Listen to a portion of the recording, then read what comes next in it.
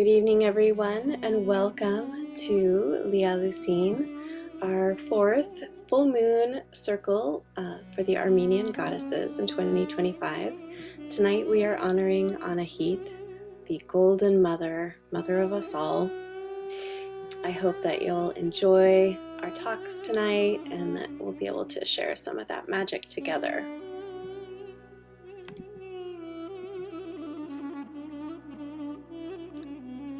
In our program tonight, for the first part of the circle, we're doing a little sort of ritual introduction, calling the elemental guardians, honoring the ancestors, and the prayer of awakening to the goddess.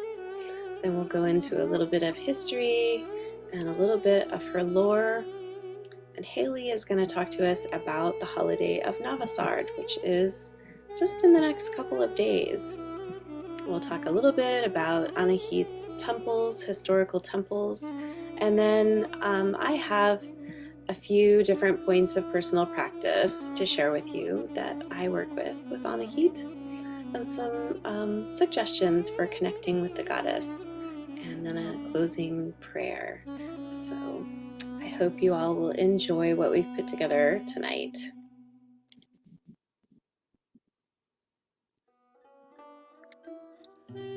Calling in the elemental guardians. Badavtes, spirits of the east, guardians of air, Sovinar's thunder, wind, song, and breath, we call and welcome you to our circle tonight. Badavtes, spirits of the south, guardians of fire, the sacred sun, the hearth and spark of life, we call and welcome you to our circle tonight. Badavtes, spirits of the west, guardians of water, Lake Sevan, the inland seas, rivers, and blood, we call and welcome you to our circle tonight. Badavtes, spirits of the north, guardians of earth, Mount Ararat, the Caucasus, stone and bone, we call and welcome you to our circle tonight. With respect and honor, blessed spirits of the land, bear witness and guard us as we awaken our ancestral wisdom and the timeless magic of our sacred goddesses.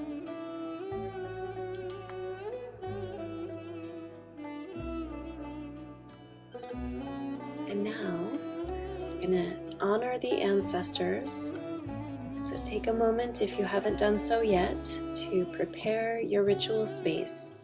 Light your candle for the goddesses.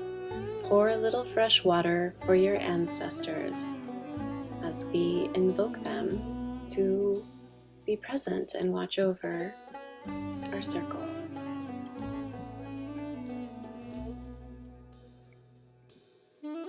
Badavtes, ancestors and beloved dead, tonight we lift your names to the heavens with the full moon as our witness.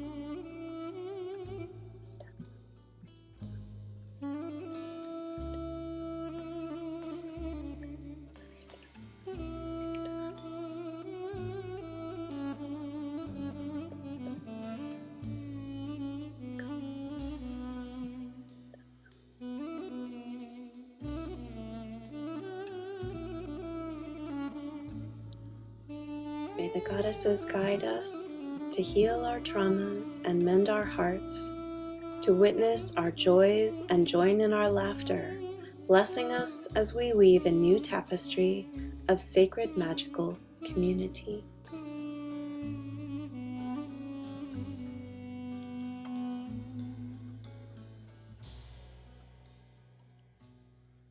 In the prayer of awakening.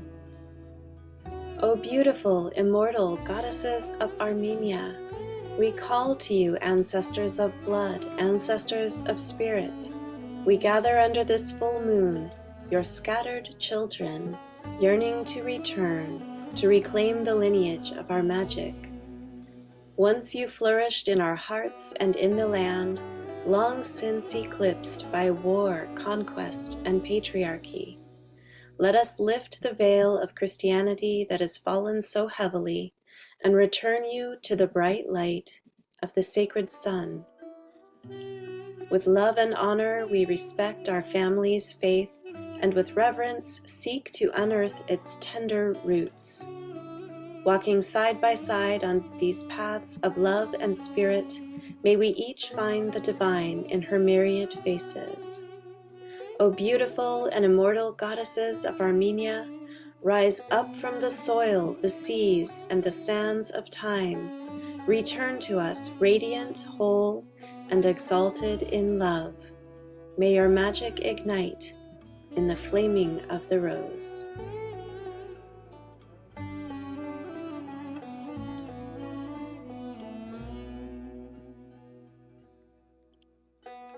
Anahit, goddess of fertility, abundance, and healing, and so much more.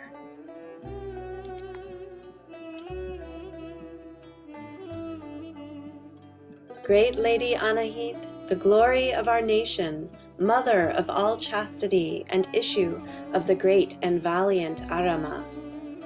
This is a quote allegedly spoken by King Terdat, recorded by Agathangelos.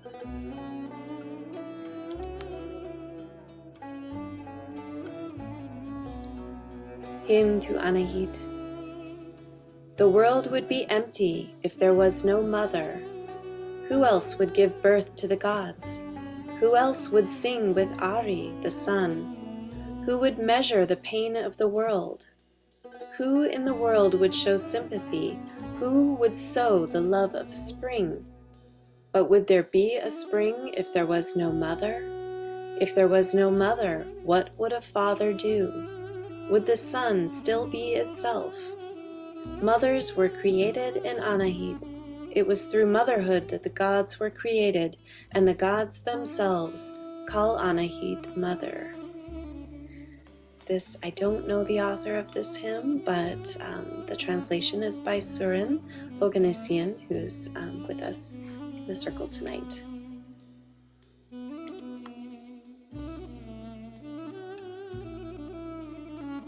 A goddess of the people. Anahit is a richly tapestried goddess with a complex history and an enduring presence.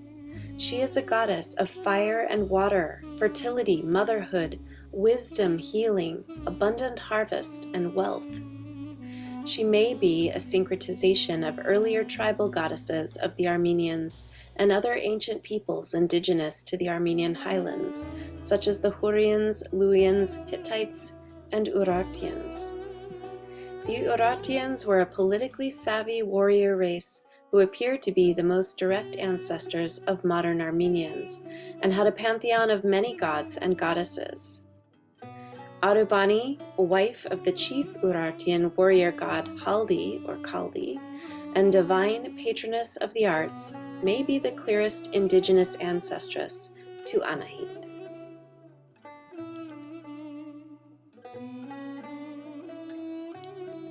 And these are just a couple of ancient goddess spirit figures from Anatolia.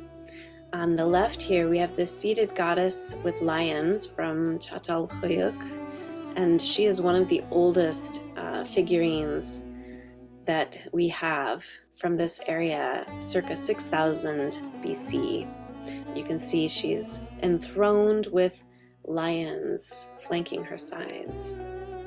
This central figure is, she's called Arina, or the sun goddess of the city of Arina.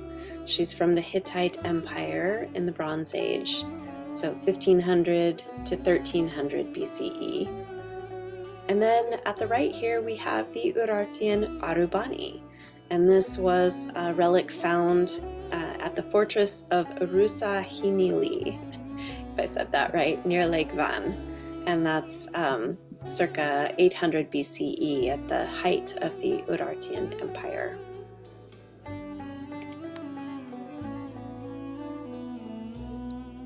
When the religion of Zoroastrianism came to Greater Armenia with the Persian conquest, some aspects of the indigenous goddesses, Astrik and Nane, became syncretized and renamed Anahit, roughly analogous to the Persian Anahita, the Zoroastrian goddess of the heavenly waters.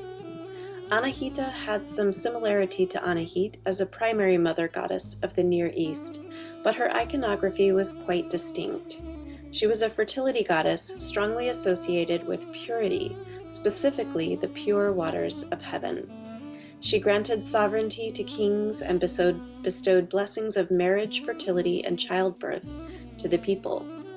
Her full name, Aredvi Sura Anahita, roughly translates to water, pure, and mighty, and seems to have arisen from the earlier Sanskrit goddess Sarasvati, also representing the heavenly river. Over time, the Armenian Zoroastrian Anahit absorbed some of the love and fertility aspects of her indigenous forerunner Astrik, and her earlier martial protectress aspects fell to Nane, although each of these goddesses retained their own worship and cultic practices through the Hellenistic period and until Armenia's Christianization in the 4th century.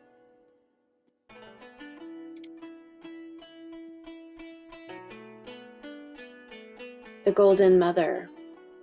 Anahit's epithet, Voskimair, means Golden Mother and is a reference to her association with the golden grains of harvest and material wealth, as well as her historical statues, which were said to be made of solid gold.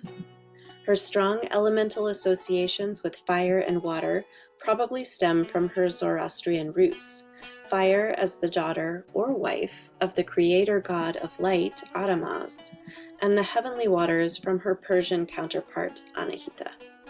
She's also called Golden-Eyed Lady and Lady of the Mountain, among other epithets.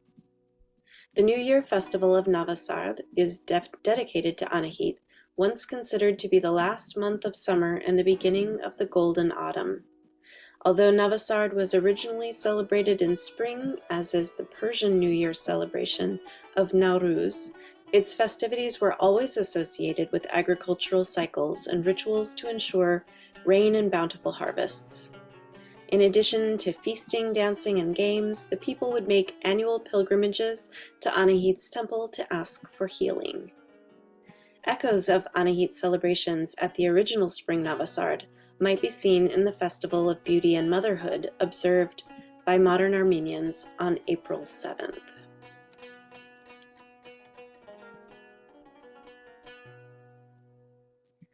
And now I will hand us over to Haley.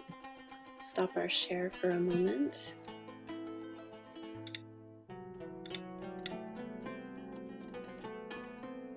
Thank you so much for that segment on Navasard, Haley. That was wonderful. And now we're gonna look at Anahit, then and now. So some of her historical temples, and then talk about some modern ideas for practicing.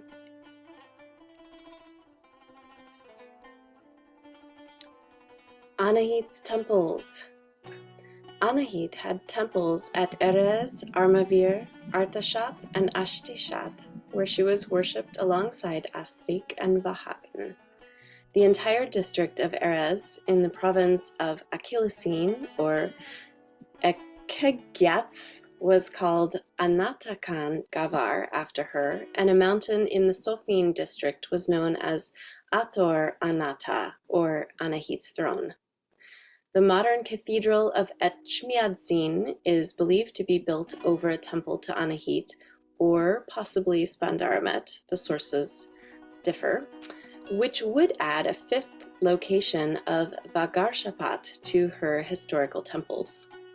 The preeminent cult center of Anahit at Erez was located in modern Erzincan, Turkey, Western Armenia, believed to be located in an unidentified site in the Erzinca Valley. The temple was destroyed during the reign of King Tirdat, who converted to Christianity and established it as the state religion. This site, thought to be founded by Tigrans the Great, is the location of the famed golden statue destroyed by Mark Antony's soldiers.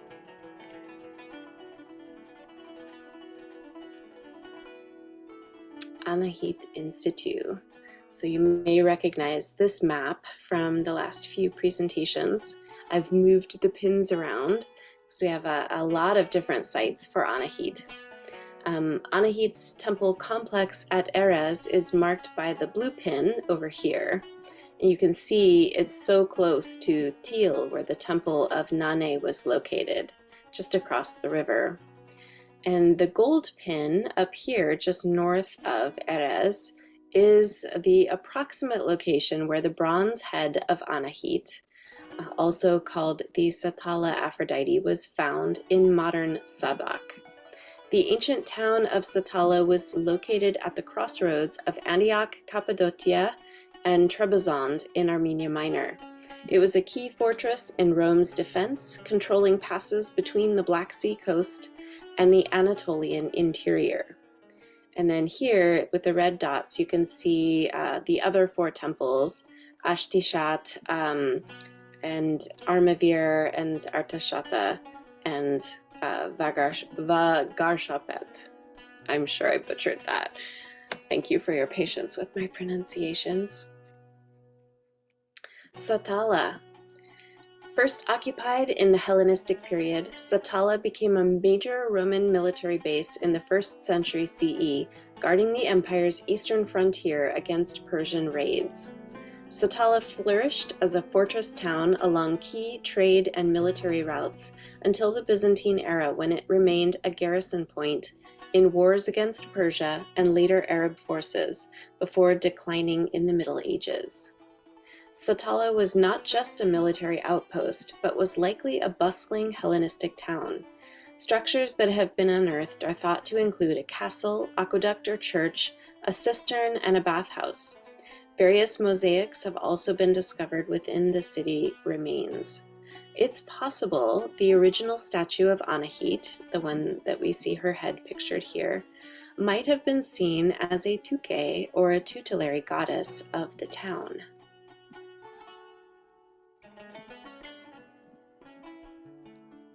The wrecking of Anahit's statue. After a failed invasion against the Parthians in 35 BCE, Armenian king Artavasdes II retreated from the campaign with the Armenian cavalry, which had been essential to the operation.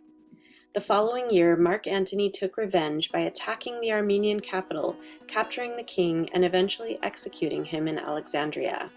His soldiers smashed the golden statue of Anahit and dispersed the pieces as spoils amongst the victors. Emperor Augustus, being invited to dinner by one of his generals, asked him if it were true that the wreckers of Anahit's statue had been punished by the wrathful goddess. "No," answered the general, "on the contrary, I have today the good fortune of treating you with one part of the hip of that gold statue." The Armenians eventually erected a new golden statue of Anahit in Erez, which was worshipped before the time of Saint Gregory the Illuminator.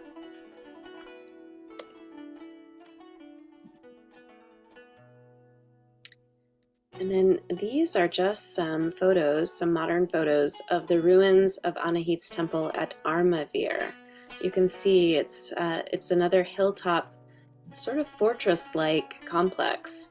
You can see the individual stones still standing there. It's pretty extraordinary. I can't wait to visit myself.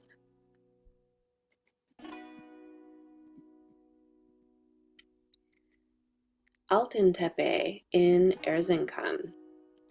Altıntepe is the location of an ancient city founded during the Urartian period, located in Erzincan's Uzumlu district in eastern Turkey. Early excavations uncovered an Urartian temple, an apadana, a columned audience hall in Persian architecture, an open-air temple, subterranean stone chamber tombs, and fortification walls from both the Urartian and Byzantine periods. Some of these artifacts are displayed at the Museum of Anatolian Civilizations in Ankara. This site is planned to open as an archaeopark in the near future. And you can see they've already begun to build the railed stairways up into the complex. Some speculate that this is the lost temple of Anahit, her era being sandwiched between the Urartian period and the Byzantine. And this comes from someone named Khazak Sirakanian, who's quoted in numerous Facebook posts, but I can't seem to find his official page, so this remains speculative.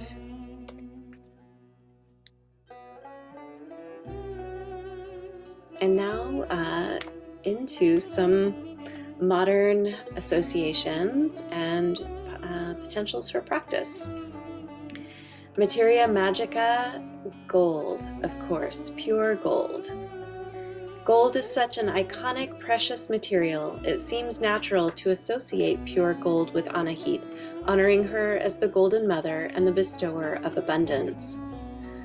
In the Middle Ages, Armenians were well acquainted with the hierarchy of metals developed in the ancient world, where the 7 metals corresponded to the 7 planets and the 7 days of the week. And if in alchemical manuscripts gold is encrypted as the sun and Sunday, silver as the moon and Monday, then according to 12th century Armenian scholar priest Miktar Gosha's Book of Judgment, gold mines belonged exclusively to the king and silver mines to the queen. Thus, gold and silver were equated with the highest scales of the cosmic, with the sun and moon, the social, king and queen, and the temporal, Sunday and Monday hierarchies. Although Anahit is not specifically associated with the sun, she does reflect the luxury and preciousness of gold, the element of fire, and the benevolence of her character and her status as the most revered of the Armenian goddesses. So she's a step above silver.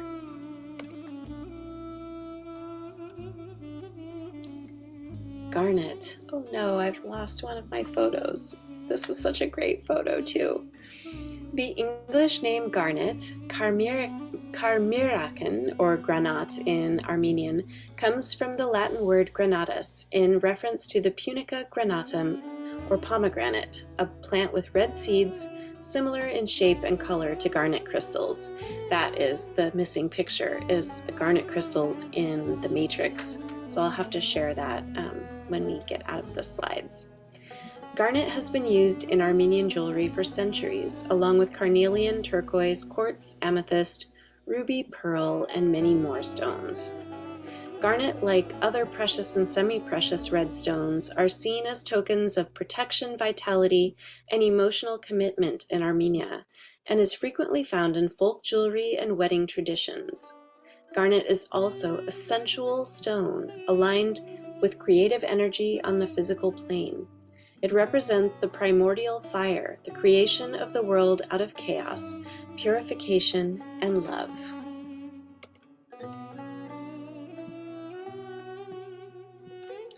And this is just a beautiful historical necklace, an Armenian necklace. I unfortunately don't have the date, it wasn't included, but it's made of silver with jade, turquoise, garnet, coral, and you can see the garnet as this center stone here in the middle medallion. It's really gorgeous. And this is from the Mrs. Kingsmill Mars collection in the Worcester E-Museum.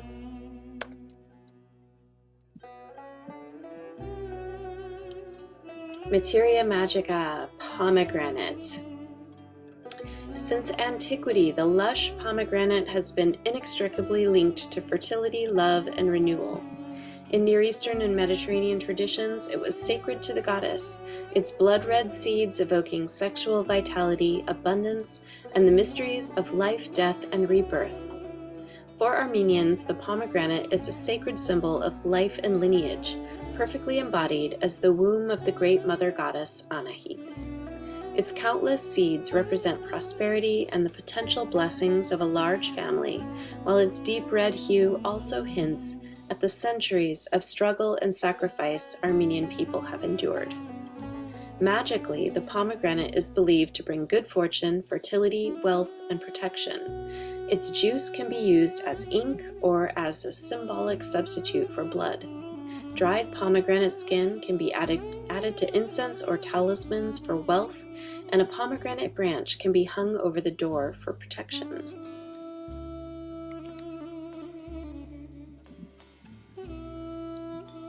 Historically, the pomegranate was not only valued as a symbol of fertility and abundance, but also for its medicinal properties as an astringent and tonic. From the late 5th century BCE, it was used in gynecology for the general care of the womb, treatments of wounds and swellings, digestive and intestinal troubles, respiratory problems, and as a general febrifuge. Modern research supports many of these uses, noting pomegranate's heart health benefits, anti-inflammatory properties, and support for digestive health. These healing qualities, combined with its rich symbolism, reinforce the pomegranate's role as a sacred and life-giving fruit, and thus perfectly attuned with Anahit.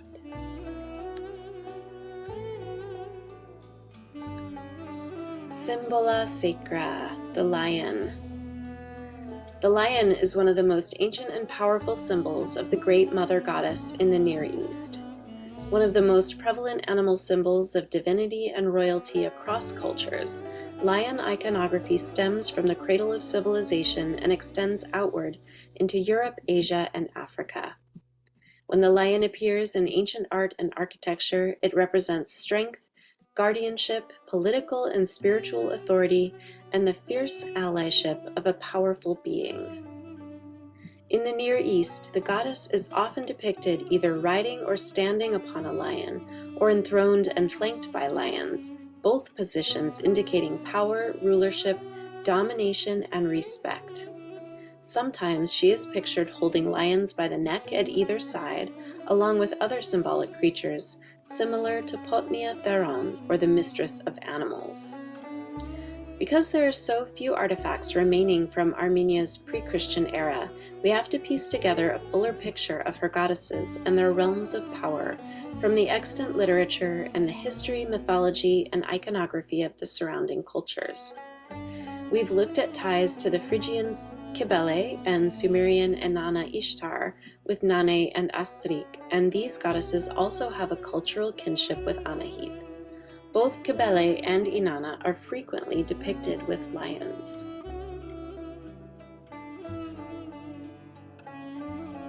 The lion has been a prominent symbol in Armenian art since well before the Christian era.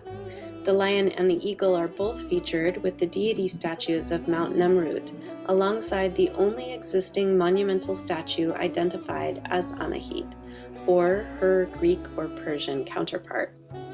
This photo here on the left is an artist reconstruction of the Hierothesion of Antiochus I at Mount Nemrut. This is in southwestern Armenia, or modern Turkey. And you can see the fourth statue in this line is Anahit, or what they call in the museum notes the goddess named Commagene, since this was the kingdom of Commagene in Antiochus's reign. But you can see the lion and the eagle on either side.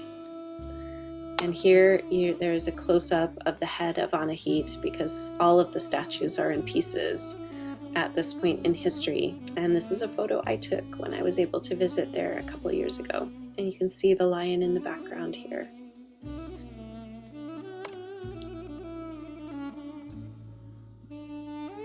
And then these are just some other artifacts from history with the lion, or with the goddess and lions.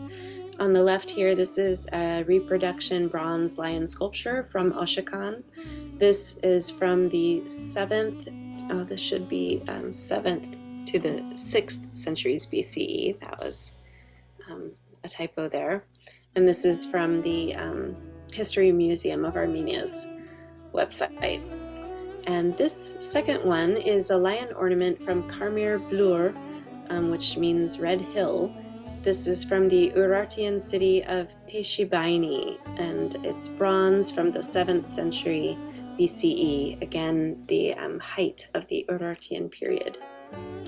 This third piece here, this is typically identified as Anahita or Anahit, but I can't really find the historical precedent for this. So I think it's an artist's rendition based on this historical piece here and pieces similar to it. So here you see the goddess, the winged goddess with lions on either side and above her, and with, I think this is an eagle over her head. So this is a 7th century BCE hydria, and it's said to originate from Laconia, Greece. And it has been identified variously all over the internet and by different historical sources as Anahit, Anahita, Artemis, and Potnia thereon.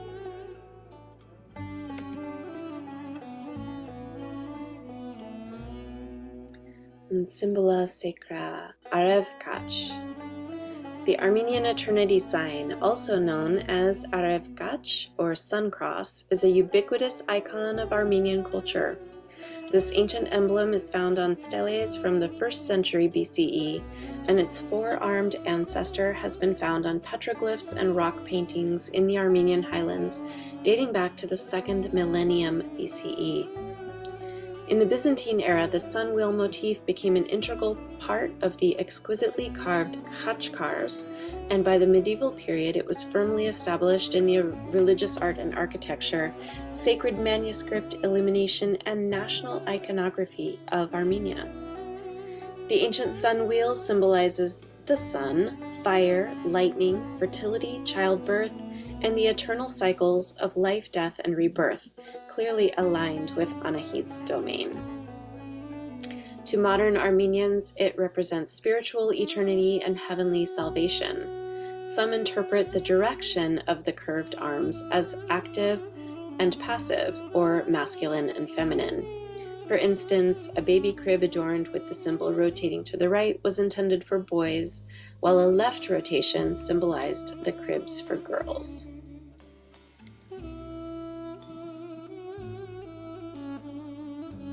Oh no, my images!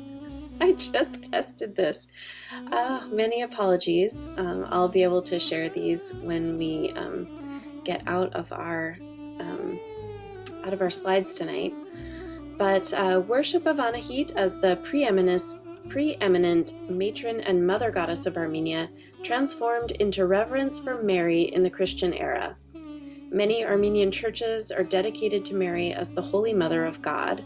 I am not even going to try and pronounce that in Armenian, and located near places like sacred springs or mountaintops that were historically sites of pagan worship. So this image on the side here is a reproduction from the History Museum of Armenia that's based on a 1st or 2nd century sculpture. So they call it Mother with Child. It's from Artashat, and you can see this is very clearly a predecessor to Mary, Mother of God.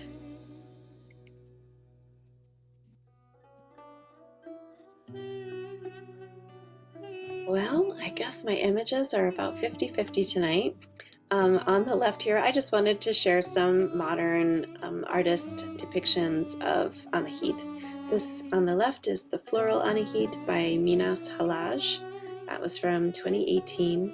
And I think this is the same image that Haley shared for Navasard.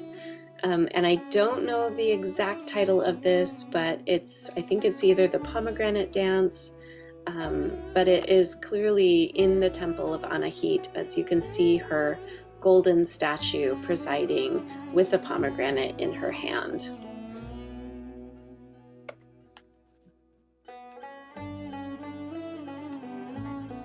Connecting with Anahit. So finally, just some practices that I enjoy with Anahit. Paint it gold. So some of you that were with me last Navasard for the little online ritual that I did, we painted a little offering dish gold for Anahit. A simple and beautiful way to bring the Golden Mother's radiance into your life is to honor her by ritually painting something gold. This could be a small goddess statue, an offering dish, a piece of pottery, a pomegranate ornament, or animal figurine like a lion or peacock. Just get a basic acrylic gold paint and a brush at your local craft store, or if you're feeling very creative and courageous, you can try applying actual gold leaf to that sacred item. The key is to let Anahit know that you're doing this as a devotional act for her. Do this by lighting her candle or reciting a bit of poetic praise for her as you work. And coffee reading. I know some of you will definitely vibe with this. Coffee reading around the Armenian table is one of my favorite ways of honoring Anahit as my goddess of family, home, and abundance. Whether you choose to read the grounds or not, the simple ritual of brewing the coffee connects you to the tradition, to family, and to ancestral magic. The fact that the coffee itself is stimulating and nourishing just adds pleasure to the magic.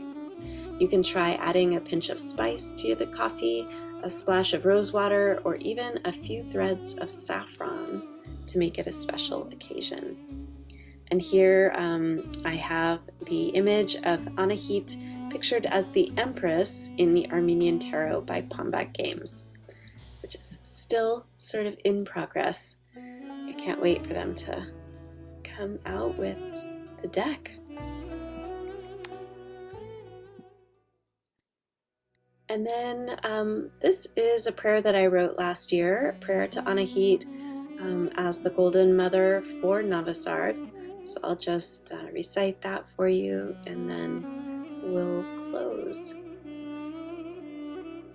Golden Mother Anahit, Voskemair, clothed in the splendor of the sun, with warmth, beauty, and light, we call to you, beautiful Mother, in your heavenly throne with prayers and offerings from your earthly abode. Golden Mother Anahit, Voskemair, genitrix of life-giving waters, from your steps spring magic, nourishing foods and healing herbs, fertility of field, heart, and womb. Bless us in our earnest desire to be fruitful and prosperous. Golden Mother Anahit, Voskemair, your gaze turns wheat to gold, water to wine, and labor to wealth. Giver of the bountiful harvest, please accept our offerings and fill our cups with the fruit overflowing from your loving heart.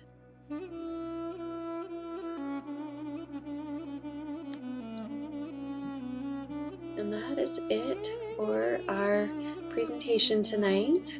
So with just this miniature closing prayer, we'll button up this portion of the circle and meet again to share reflections and discuss.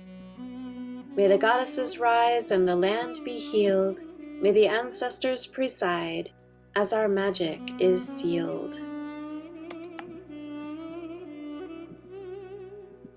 Thank you so much, everyone, for joining us, and to those that are watching the recording later, we hope to see you in September with Spandaramet. Happy full moon, everyone.